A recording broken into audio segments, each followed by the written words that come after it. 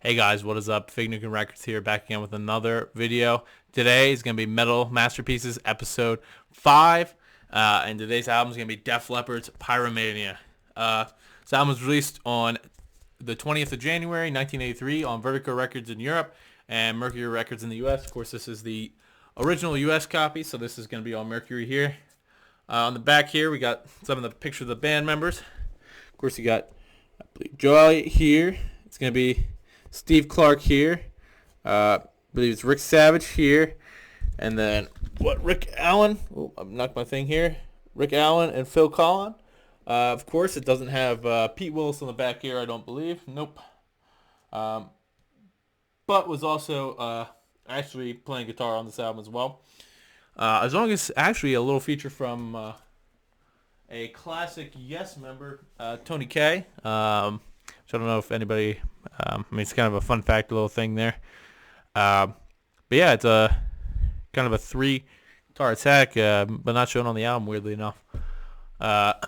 So this album is a departure from their previous 2 albums, of course, becoming more radio friendly. I still think the album is very good in spite of that. It definitely doesn't go as wrong as something like Hysteria, in my opinion, which I'm not a big fan of.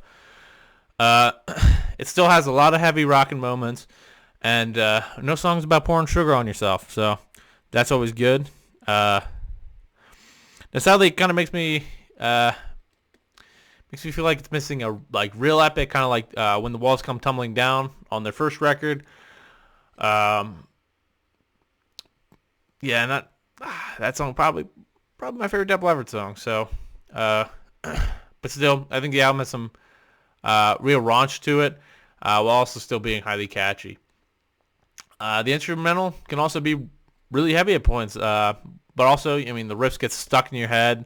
They're not like ear-ripping out kind of riffs. They're not going to be like something you get from heavy thrash or anything like that. But for the time, it's good for a really poppy, I won't say not industrial, industry friendly, I guess you could say, music. It definitely felt like maybe somebody was tampering with the music a little bit, but heck,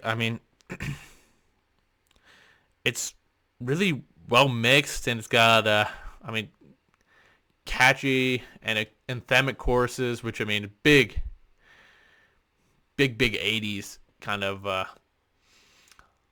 style there, you could say. But for me, it was really hard not to love this album just with its very 80s feel. I know that could be weird for some people, but, the vocals have some gruff to them, which I really enjoy, for being this clean sound, of course. And I think it really adds to that hair metal vibe of this album. Kind of steering away from, the new wave of British heavy metal of the past 2, but still, I think it's really, really good. There's just some amazing songs on here from first to last. It's hard to say any of these songs are bad. Of course, you got the most popular song, Photograph. It's catchy. It's a staple of the 80s as well. You can't really think 80s without thinking Photograph, right? It may not be too heavy, but it has its merits. And it's extremely catchy, the chorus, and it's got such an iconic 80s sound that hard to find in other places, maybe other than Journey or something like Final Countdown by Europe. It's just 80s as fuck. It's awesome. My personal favorite song on this album, though, it's got to be Die Hard the Hunter. To me, it's the closest track to an album epic. It's got a really awesome build-up that goes into this awesome rocking track. It's not the heaviest track on the album, though. But for what it is, it's really enjoyable, in my opinion. The anthemic background singing is so cliche for these 80s albums, but it's great when you want it.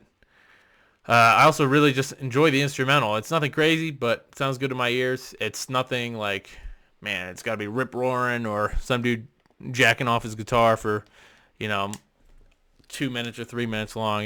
It's simple. It's to the point. It's what you want. It's a very formulaic track, I'd say. But I enjoy it. It makes me happy, man. It's 80s. It's what I want to listen to if, I want to listen to that 80s era of Def Leppard. Probably my least favorite on this album, though, has got to be Coming Under Fire. Personally, it just doesn't do it for me. Like a lot of the other songs do. It doesn't really have any rip-roaring heavy metal you'd expect it to build up to. Like I don't know, the whole track kind of just seems like build up to almost nothing. So to me, it always felt a little flat compared to some of the other tracks, but not a bad song. Just not something I'd exactly say is my first choice when listening to this album. I'm never going to go skip to that track. Though I really skip track on this album because I think it's a really good flowing album.